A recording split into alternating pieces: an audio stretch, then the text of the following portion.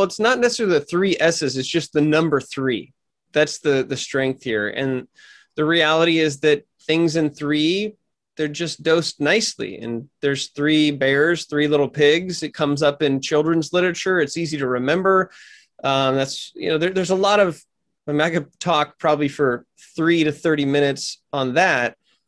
But for me, the reason three is that it's simplified to something that I could understand and that other people could also understand. If you would have caught me 6 years ago or any time prior, like, Ryan, what are you up to? I would take the classic long breath and go, well, I'm really into this and I do this and I write here and I've got this business and I go over here and I do this sailing. I love skateboarding. We get scuba diving.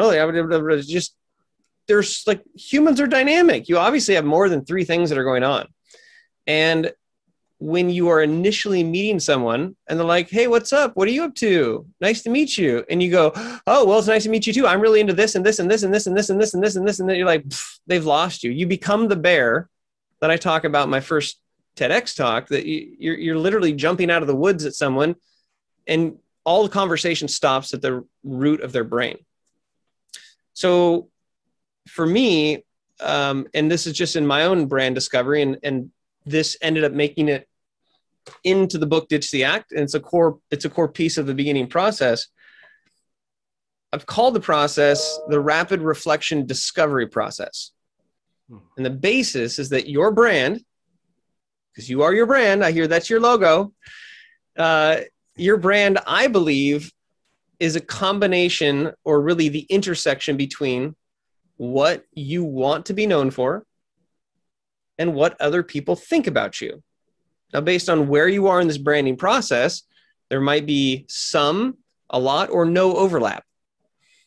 And if you're going through a rebrand, like let's say you're changing industries, maybe you want to be known as this new identity, but everyone for the last 20 years has known you as this. So based on where you are in that branding pendulum, you always have a chance to sort of take lock and stock of those two things. What you want to be known for. And I encourage you to find things you actually enjoy as part of that. Like, this is a centered, focused list. This is not, what do I think the world wants me to be? What do my parents want me to be? This is like, what do I want to be known for? And the stuff that you're known for, you're going to invest time in. The other is getting a pulse on, like, based on the content that I'm sharing, what do you know about me? Yeah, I haven't talked to you, Peter, in a while, but you have an impression that I'm doing a lot of sailing because probably I'm sharing a lot of posts and things that have to do with sailing.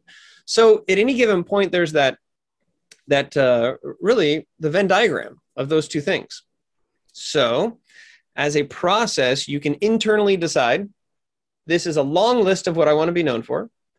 And you can ask people, a form, if it's anonymous, it's better, but you ask people, hey, right now, given what you've seen about me, if you had to describe me to somebody else, what would that look like? What words would you use? You probably would tell people that I'm into sailing, right?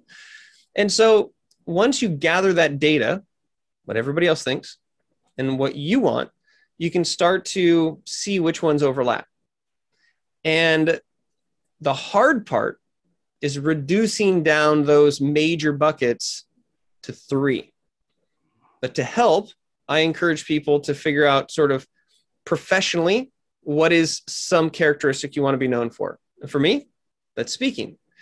When it comes to your hobbies, that's also something that you want to essentially help people understand about you, because not everybody wants to talk about work all the time.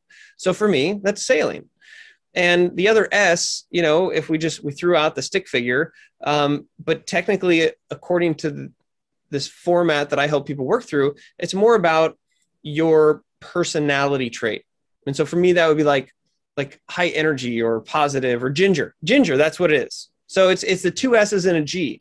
But it's, for me, professionally, I want to be known as a speaker. For me, hobby-wise, I will talk about sailing. I will introduce you to sailing. Like, that's something I'm excited to talk about. And then I'm a ginger. Like, you look at my bios and it says I'm a ginger. And so that is something for people to just learn a little bit about you aside from hobbies. So talked a lot about this, but the concept is, when you introduce yourself to somebody, you can now use all 3 things or one thing or two things. And that gives you a place to start. So when Peter says, hey, what's up? How are you doing? I'm like, oh my gosh, I've been doing great. Sailing's been awesome. We could just talk about that. Don't talk about speaking, but speaking might come up. And so you seem like you are centralized and focused, even if you in your head are all over the place and you're doing a bunch of stuff. The way you communicate what you want to be known for and reinforcing that through your brand crumbs, which is content, then opportunity starts to show itself up. When people see that you're into sailing. I just got connected with a Silicon Valley, really successful guy who owns this crazy 70-foot sailboat, and he's not your typical sailor. And so like, I'm getting in front of him, and now I'm going to have a connection with somebody in Silicon Valley I didn't have before that likes to sail. And I'll be like, you need crew, I'm ready to go. But all from wanting to be known as a certain thing and not as like known as successful, known personally, professionally, and with hobbies. And then people will eventually start to get to know you as that. And if you want to be known for the stuff you enjoy doing, you'll find yourself doing more things you enjoy.